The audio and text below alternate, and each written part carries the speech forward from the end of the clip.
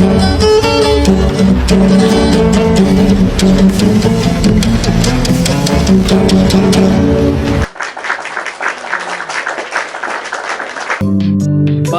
kanino ba ang batas na sinasabi nila? Para kanino ba ang batas na nilikha?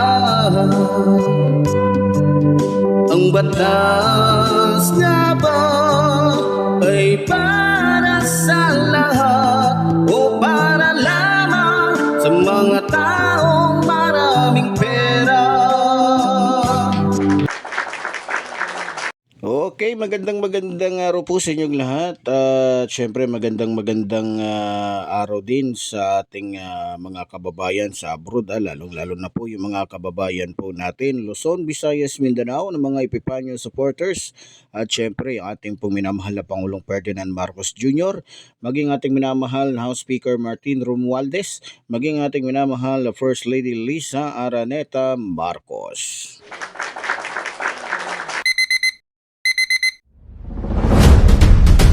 Okay, ang oras po natin ngayon ay ganap ng alas 9 ng umaga, April 7, araw po ng Lunes, taong kasalukuyan 2025.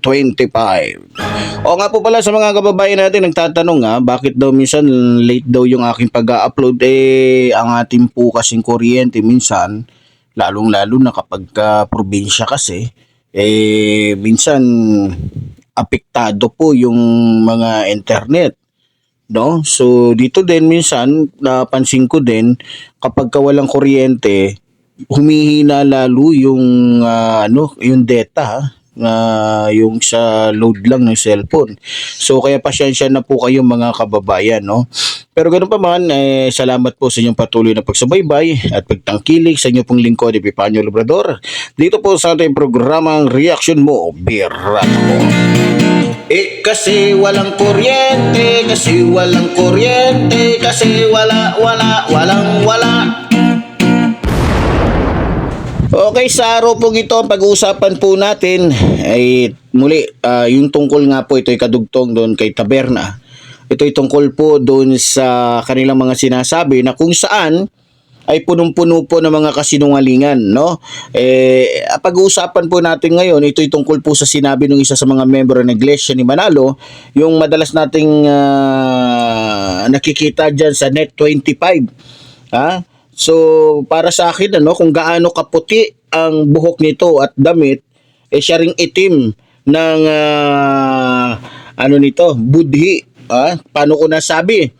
Punong-puno po ng kasinungalingan. Talagang sanay na dayain nila ang taong bayan sa pamamagitan ng kanilang mga sinasabi na kapag hindi mo talaga tinignan sa Biblia o pinag-aralan, talagang maaakit ka dahil mahuhusay magsalita yung mga tulonggis, no?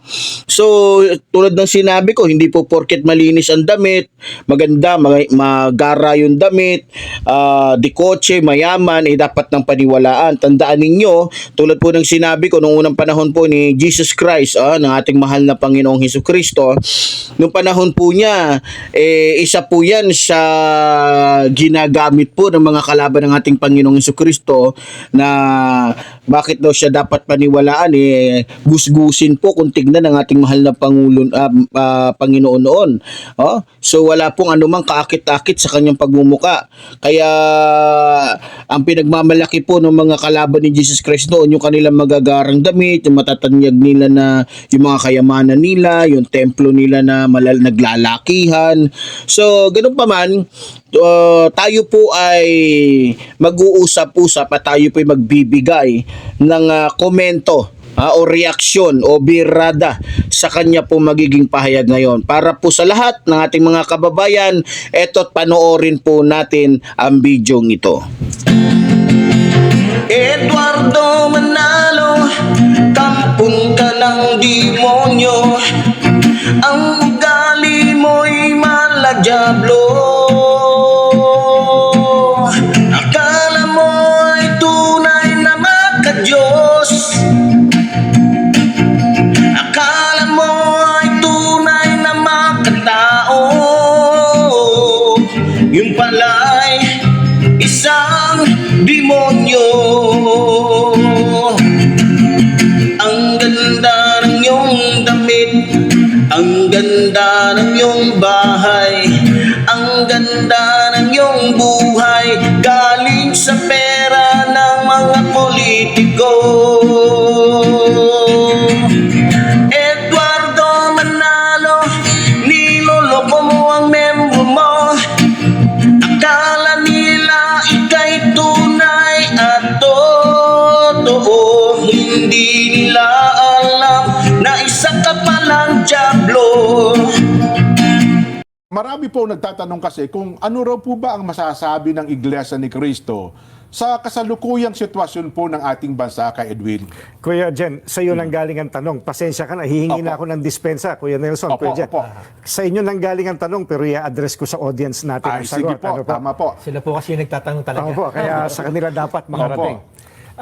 Nang mag-rally po ang Iglesia noong January 13, 2025, ang ipinanawagan po namin sa mga namiminuno sa ating bansa, at malamang ay naaalala nyo po ito, kapayapaan, pagkakaisa, at unahing asikasuhin ang problema ng ating bansa at mamamayan nito kaysa yung mga hakbanging magbubunga lamang ng awayan at hidwaan.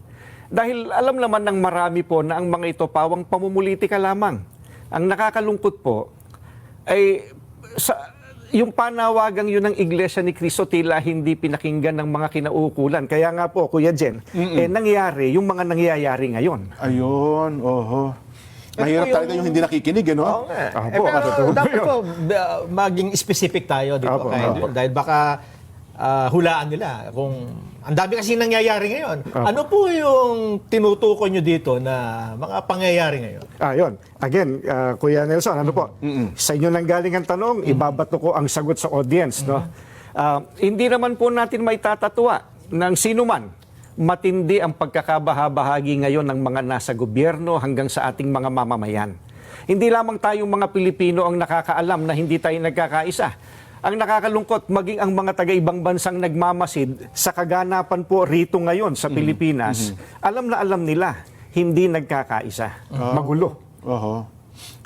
Malamang po, maging ang mga kapatid natin sa ibang bansa, ganyan din po sentimiento, kay Edwin, ano po? Oh.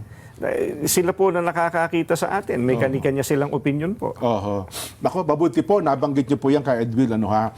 Ngayon po, ano po ba ang posisyon ng Iglesia ni Cristo sa usapin tungkol po sa dating Pangulong Rodrigo Duterte? Ayan po, we come to the crux of the matter. Yes ano po, opo. Para po sa mga kababayan po natin, ang posisyon po ng Iglesia ni Cristo ay ito. Kung ano ang tama at kung ano ang nasa mga batas natin, yun sana ang dapat pairalin. Huwag po itong pilipitin para umayon sa nais ng sinuman. Hindi po sumasang-ayon ang Iglesia sa anumang hakbangin na hindi naaayon sa mga batas ng ating bansa. Sapagkat ang batas po ang salalayang nagpapanatili ng kaayusan sa ating bansa. Kapag ang batas ay binaliwala, ay nagbubunga ito ng kaguluhan, hidwaan at kawalang hustisya. Alam niyo po iyan. Sino mang Pilipino o mamamayan ng ating bansa na may ginawang paglabag sa ating mga batas, dito dapat litisin sa ating bansa. Bakit po? Sapagkat gumagana naman ang sistema ng ating hustisya. Hindi po natin sinasabing wag litisin ang dating Pangulo sa mga iniaakusa laban sa kanya. Ang saganang amin po, nagtitiwala ang Iglesia ni Cristo sa integridad at kakayahan ng hudikatura para pagpasyahan ng ganitong bagay at usapin. Ang mga hukom natin ay may kakayahan po na gampanan ang kanilang tungkulin, na ipataw ang tamang hustisya at pairali ng katarungan sa lahat ng sandali. Kaya, hindi natin dapat isuko ang soberenya ng ating bansa sa iba. Yan po ang posisyon natin. Ayun, malinaw na malinaw, ano ha? Sabi po ng mamang ito, yung kanila daong rally noong January 13, 2000, itong kasalukuyan na taon na ito, ay panawagan daw. Panawagan na magkaroon daw ng kapayapaan. Malinaw po na sinabi ngayon, Okay, Mr. Edwin, listen to me. I just want to tell you, sino ba ang ayaw ng kapayapaan? Ha? Sino ba ang ayaw ng kapayapaan? Ang administrasyon bang ito? Ha? Sa tingin mo, sino ba ang gumagawa ng mga gulo sa bansang ito? Ang aming Pangulo ba? Bulag ka ba o nagtatanga-tangahan ka? Eto kaklaruin ko lang sa'yo. Isa lang naman ang problema sa bansang ito Alam mo yan kung sino. Alam mo kung sino lang ang problema sa bansang ito. Yung nagbibigay ng gulo. Alam mo yan. Alam mo kung sino yun. At lalong alam mo na hindi ang aming Pangulo ang sanhi ng kaguluhan sa bansang ito. Dahil alam mo sa sarili mo na kung ano man ang nagiging desisyon, kung ano man ang nagiging plano o galawan ng gobernong ito o ng administrasyong Marcos, yan ay naaayon sa batas. At kaya ko yung patunayan sa yung dimuho ka. Pero kung sa bagay, siyempre kakampi ninyo. Palilitawin ninyo at talagang pupursigihin ninyo, sisikapin ninyo na mapaniwala yung taong bayan sa mga gusto nyong sabihin. Ngayon, ang tanong ko sa iyo, meron bang Pilipinong ayaw ng katahimikan? Meron. Kung sasabihin mo sa akin na wala, ako meron. Merong tao na ayaw ng katahimikan, ayaw ng kapayapaan, ayaw ng pagkakaisa. Walang iba kundi yung pamilyang Duterte. Alam mo yan sa sarili mo. Pero nagtatanga-tangahan ka. Tama ba ang sinabi ko, Mr. Edwin? Wala nang iba kundi yung mga Duterte na kung saan pinaglalaban ninyo o pinagtatanggol ninyo, kinakampihan ninyo. Lalong-lalo na yung isang diablo dyan na si Kibuloy na gustong humigit sa tunay na Diyos.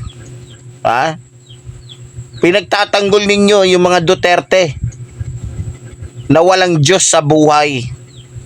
Pinagtatanggol ninyo yung mga taong nagsasabing walang Diyos at yung taong minumura ang Diyos. Akala ninyo hindi kayo napapansin ng taong bayan? Nagmumukha na kayong mongoloid at obvious na. Dahil sa politika, nagiging bulag at bingi kayo sa katotohanan at nagiging kasangkapan kayo ng mga politikong sakim sa pera at kapangyarihan. Sa totoo lang, Mr. Edwin, alam namin kung bakit kayo nagrally. Hindi naman talaga yun para sa kapayapaan at pagkakaisa Alam mo kung ba't ko nasabi? Kasi kung ang plano nyo talaga ay magkaroon ng kapayapaan ang bansang ito at pag-isahin ang mga Pilipino, di sana ang ginawa ninyo, kinausap ninyo ng personal yung mga Duterte na tumahimik na sa kanilang ginagawang mga kahayupan, mga katarantaduhan. At kinausap ninyo ang mga Duterte na tigilan na yung pagnanakaw sa pera ng taong bayan. Ganon dapat ang ginawa ninyo kung talagang gusto nyo na magkaroon ng kapayapaan, pagkakaisa mga Pilipino sa bansang ito.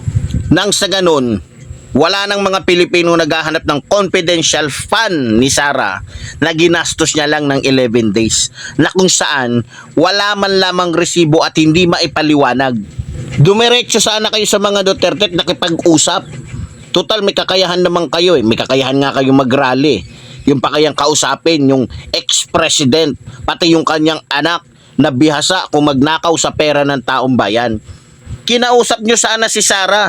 Nang sa ganun, wala na mga Pilipinong naghahanap kung sino ba talaga o nasaan ba talaga itong si Mary Grace Piatos na kumita o may alam tungkol sa bilyong-bilyong pera na ninakaw ni Sara Duterte.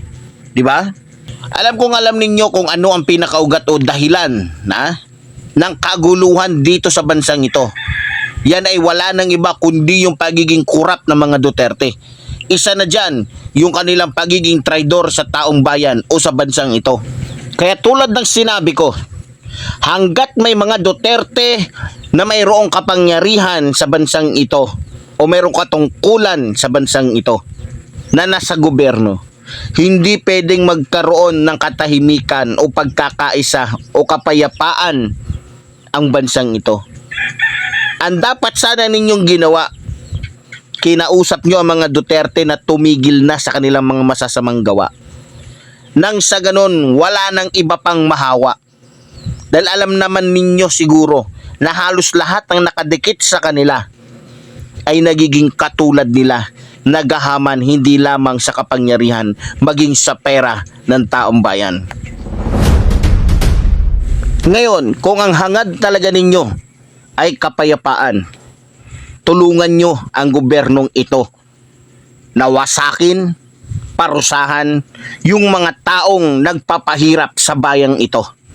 Kung talagang gusto ninyo ng kapayapaan, katahimikan, pagkakaisa, bakit hindi ninyo tulungan kayong mga Iglesia ni Cristo, ang Pangulo namin, na wasakin, sirain yung mga politikong ang iniisip lamang ay ang kanilang mga sarili? Ano ang dahilan kung bakit kayo ganyan? Tinatanong ko kayo. Bakit kahit alam ninyo ang katotohanan, pilit ninyong minamali ang katotohanan? Kitang-kita na ang kasamaan ng mga Duterte pero nandyan kayo sa likuran ng mga Duterte. Ano ang dahilan? Yan ang tanong ko. Kitang-kita at siguro naman yung napapanood namin sa TV, napapakinggan namin sa radyo, ay napapakinggan at napapanood nyo rin. Baka hindi nyo nalaman, baka hindi nyo alam na minura ni Duterte yung Diyos na sinasamba ninyo. Bakit ganun kayo sumuporta kay Digong nyo? Ano ba ang binigay niya sa inyo? Magkano ba? Gaano ba kalaki yung pabor na inaibigay ng mga Duterte sa inyo? Bakit tila nagbubulag-bulagan, nagbibingi-bingihan kayo sa katotohanan at ginagamit nyo pa ang reliyon ninyo para gawing mali ang tama? Sa totoo lang, naaawa ako sa mga membro ninyo dyan sa Iglesia ni Manalo. Ginagamit ninyo ang inyong mga membro para lamang iligtas yung isang politikong sakim sa pera at kapangyarihan katulad ni Sara Duterte. Alam namin ang purpose ng rally na yon. Hindi para pag-isahin ng mga Pilipino. Tulad ng sinabi ko, paano nga magkakaroon ng pagkakaisa kung yung politikong pinagtatanggol ninyo ay hindi pa nananagot sa kanyang mga kasalanan at hindi sinasagot yung mga tanong ng taong bayan sa kanya. Alam niyo, sa totoo lang, yung ginawa nyong rally, yun ay pagtatakip sa kasalanan ng isang politikong sakim sa pera at kapangyarihan. Hindi yun tumutugma doon sa ginawa ninyo. Sa totoo lang, dahil kakampi ni Marcoleta ang mga Duterte, si Sara, alam namin na nakipag-usap si Marcoleta sa kanyang Panginoon na si Eduardo Manalo, na suportahan siya, pati yung kanyang kaalyado na kinikilala niya ring Panginoon na walang iba kundi si Rodrigo Roa Duterte. Ginagamit niyo pa yung salitang nananawagan kami na magkaroon ng kapayapaan, pagkakaisa. Tapos gusto nyong isigaw yung unahin mo na yung mga problema sa bansang ito, yung napaka-importanting problema. Kundi ba naman kayo saksakan ng tanga dyan sa Net 25? Kundi ba naman saksakan ng tanga yung mga pinuno na nandiyan dyan sa Iglesia ni Manalo? Kundi ba naman kayo mga buang? Paano nga mawawala? Sige nga, paano mawawala?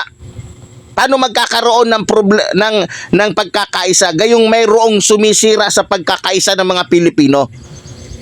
Alam niyo ba kung anong sumisira sa pagkakaisa ng mga Pilipino?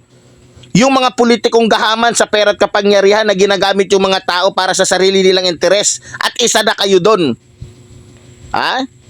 Alam niyo ba yon? Kayong mga taga-INC? Kayo mga membro ng INC, mag-isip kayo. Hindi nyo alam, ginagamit na kayo ng pamunuan ng Iglesia ni Manalo para lamang sa sariling interes ng ibang mga politiko dyan.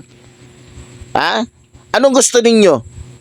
Sundin kayo ng gobyerno? Sundin kayo ng korte? Dahil sa panawagan ninyo, hindi napapanagutin si Sara? Alam nyo sa ginagawa ninyo, nagiging tagapagligtas kayo ng mga kawatan sa bansang ito. Nagiging tagapagligtas kayo ng mga kriminal sa bansang ito. Nagiging tagapagligtas kayo ng mga traidor sa bansang ito. Ginagamit nyo pa yung dami ninyo, ginagamit nyo pa yung pagkakaisa ninyo, mga gunggong. Yung pagkakaisa ninyo, hindi nyo nagagamit sa tama. Nagagamit ninyo sa pamumulitika, mga leche. Eto, papaliwanag ko lang sa inyo, lalong-lalo na sa mga namumuno sa Iglesia ni Manalo. Baka kasi kulang lang sa aral tong mga to, kulang sa turo tong mga to. Mga bobo eh. Ang gaganda ng damit, magagara yung sasakyan, ang gaganda naman sana ng itsura. Pero nagmumukhang mga mongoloid yung mga diputang ito eh. Alam niyo ba kung bakit tinuturuan ng aming Pangulo ng leksyon itong mga Duterte? Unang-una, para maputol na yung kanilang pagnanakaw sa pera ng taong bayan. Dahil kung hahayaan ng aming mahal na Pangulo na ipagpatuloy ni Sara Duterte yung kanyang pagnanakaw ng pera sa taong bayan sa pamamagitan ng confidential fund at intelligence fund, papaano masusolusyonan ng administrasyong Marcos yung lahat ng problema ng mga Pilipino sa bansang ito? Hindi nyo ba inisip yon, mga gunggong kayo? Hindi nyo ba inisip yon? May isip ba kayo? Wala. Tanong ko lang kasi lahat ng sinasabi niya puro mga scripted eh. Naglulukuhan lang kayo dyan, mga diputa kayo eh. Alam ng lahat ng mga Katoliko, alam ng lahat ng mga born again, alam ng lahat ng mga sekta sa bansang ito na yung reliyon ninyo ay gamit na gamit ng mga politikong sakim sa pera at kapangyarihan. Lalong-lalo na yung mga politikong katulad ng mga Duterte na ang iniisip ay mga sarili lamang. Alam ng lahat na yung reliyon yun na yan, gamit na gamit yan tuwing eleksyon ng mga politikong sakim sa pera at kapangyarihan. Kaya, wag na kayong mag-inarte, wag na kayong magmalinis. 'Di ba? Ayaw nyo pang aminin na sa bawat politikong tinutulungan ninyo, nakakakuha kayo ng katakot-takot na pabor. Hindi lang pinansyal, pati kapangyarihan. Nagagawa ninyong utusan yung mga politiko dahil lamang sa utang na loob nila sa inyo. Kaya wag nyong gawing gago. Kung hindi to nasasabi ng ibang mga vlogger sa inyo, pues dito mapapakinggan nyo at maririnig nyo dito yan, dahil yan ang katotohanan na dapat malaman ng mga Pilipino sa bansang ito. Tapos sasabihin nyo pa, mali ang gobyerno at tama kayo. Kung nakinig lang sana ang gobyerno sa inyo, di sana hindi nagkakagulo ngayon. Mga tanga, kitang-kita na hindi nyo talaga hangarin na magkaroon ng pagkakaisa. Kitang-kita na kamping-kampi kayo sa kalaban ng gobyerno. Kitang-kita yung mga galawan ninyo. Hindi mga bobo mga Pilipino, makinig kayo, hoy. Kayong lahat dyan sa Iglesia ni Manalo, makinig kayo, mga gunggong kayo. Hindi lahat ng mga Pilipino mapapasok ninyo sa bulsa ninyo, mga diputa kayo. Hindi lahat ng Pilipino mapapaniwala ninyo. Sa totoo lang, mga gunggong kayo, mga tanga kayo. Dahil akala ninyo, hindi kayo naiintindihan ng mga Pilipino. Akala ninyo, hindi kayo nahuhuli sa mga estilo ninyo, mga gago kayo. Alam nyo ba kung bakit pinahintulot ng Diyos na mayroong korte? Para papanagutin yung mga taong katulad ni Rodrigo Roa Duterte. Para papanagutin at parusahan yung mga katulad ni Sara Duterte at ng iba pang mga politikong katulad nila. Baka hindi nyo yan alam. Baka hindi nyo alam. Hindi nyo alam kayo nga dyan konting kibot lang ginagamit ninyo korte. Sabi ninyo, sabi nung isang si Edwin ba yun? Yung gunggong na nagsasalita doon sa Net25 na kung saan gaano kaputi yung buhok, siya naman dilim ng utak.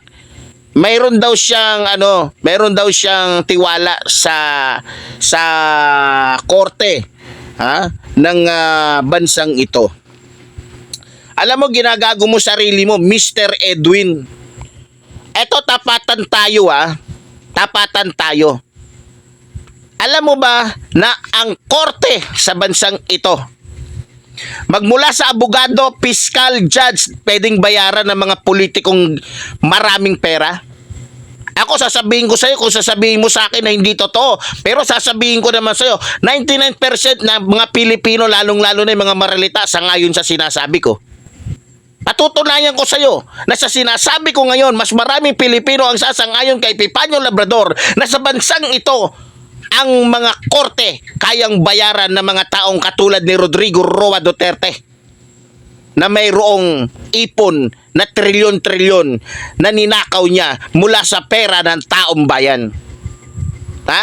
Kaya nga, kailangan ang ICC ang gumalaw Kasi doon, hindi niya kayang maimpluwensyahan ng kanyang kapangyarihan, ng kanyang pera, ang mga taga-Netherlands. o yung korte doon sa Netherlands o doon sa dahig. Naiintindihan nyo ba mga taga-iglesia ni Manalo? Ito pa masasabi ko sa inyo.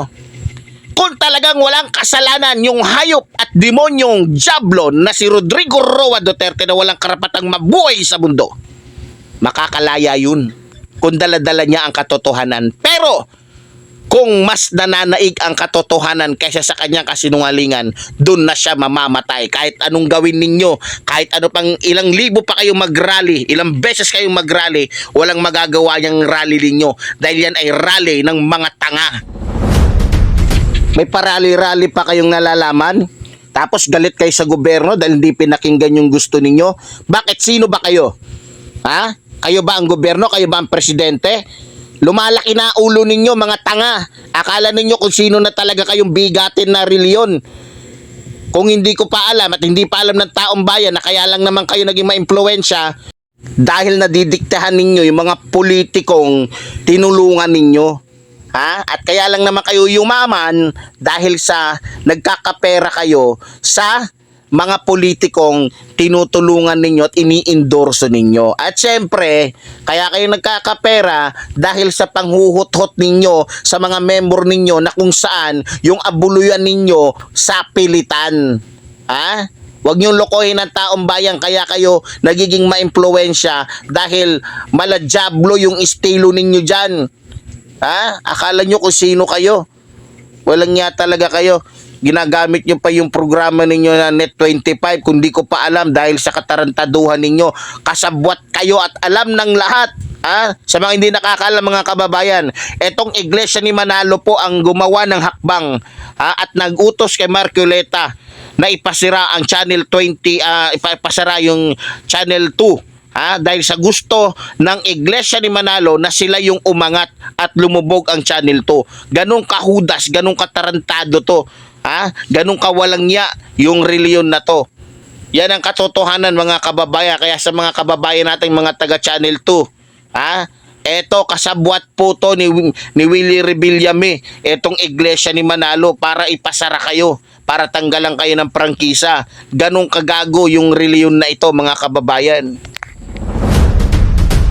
Okay, siguro naman, Mr. Edwin, matututo ka na sa sinasabi ko sa iyo ngayon. At siguro naman, kahit papaano, may naalala ka. At siguro naman, matututo ka sa mga inilabas ko ngayon na salita na hindi mo naririnig dyan. Dahil naglolokohan lang kayo dyan, mga tolongges kayo. Ngayon, uulitin ko bago ako magtapos dito sa aking programa. Kung gusto ninyo, ito sa pamunuan na mismo, dedirekta ko na to dito kay Eduardo Manalo, yung isa ring yung mongoloid na ito, na walang ibang ginawa kundi magbilang ng pera dun sa kwarto niya. Oy, makinig kang mongoloid ka. Kung gusto mong magkaroon ng pagkakaisa, etong bansang ito, gusto mo magkaroon ng tunay na kapayapaan at kaunlaran, kausapin nyo si Sara. Kausapin nyo si Sara na mag-resign na. Total marami-rami na siyang nakuha na pera sa taong bayan, marami-rami na siyang nanakaw. Alam nyo ba anong tawag ko sa mga politikong katulad ni Sara? Mga professional na magnanakaw. Kasi nga naman, mga politiko diba? Para hindi masyadong kasi ba't ko nasabing professional? Malakihan ang ninanakaw, hindi basta-basta. Matindi pa yan sa mga bank robbery, diba? Yan talagang bilyon-bilyon. Hindi halata. Kung hindi tatanungin ng taong bayan, ngayon na-booking, may kasabihan nga kasi, walang baho na hindi sisingaw, di ba? So, ngayon, bumalik tayo dito sa pamunuan ng Iglesia ni Manalo na ginagamit ng mga politiko ngayon, dahil nga yung tinatawag na ng pagkakaisa, mga baliw talaga. So, ganito, tulad na sinabi ko, kung gusto nyo magkaroon ng tunay na pagbabago, tumulong kayo sa magandang hangarin ng aming Pangulo. Huwag kayong kung ano-ano pinaggagawa ninyo. Unang-una, tandaan ninyo pinagtatawanan na kayo ng ibang reliyon. Alam niyo mga kababayan, yung masasabi kong mga disenteng reliyon dito sa ating bansa, Katoliko. Tahimik yung mga yan, tahimik, hindi nakikisawsaw sa politika. Yung isa na dyan, yung mga born again, yung Jehovah, yung Mormons. Kita nyo, di ba? Dahil hindi sila nakikisawsaw sa politika, hindi sila nadadawit sa gulo, hindi sila nadadawit sa anumang mga usapin patungkol sa politika. Ito kasing iglesia ni Manalo, dahil nga ito ay pera-pera, dahil nga ito ay negosyo. Ayan, hindi nakataka-taka kung bakit, di ba? Alam nila mapagkakapirahan nila yung kanilang pagkakaisang iboto yung mga politikong sakim sa pera at kapangyarihan. 'Di ba? So, kayo dyan sa Iglesia ni Manalo, tuminutino kayo Nagkamali kayo ng binangga, Nagkamali kayo ng binangga. Hindi si Epifanio Labrador, hindi ako si Brother Eli Soriano, na sisindakin lang nyo, tatakutin nyo, at sisindakin ninyo ng mga iba't ibang mga paninira, mga diputa naman talaga kayo. Nagkamali kayo ng binangga, Kahit pader kayo, wala akong pakialam dahil nasa likuran ko ang taong bayan na nakikinig at nakakaalam ng katotohanang sinasabi ko at nakakaalam ng mga kasinungalingang sinasabi nyo. So sa ating mga kababayan, muli po tulad po ng sinasabi ng inyong lingkod, mabuhay po ang ating inang bayan, mabuhay ang nagmamahal sa ating inang bayan. Maraming salamat po.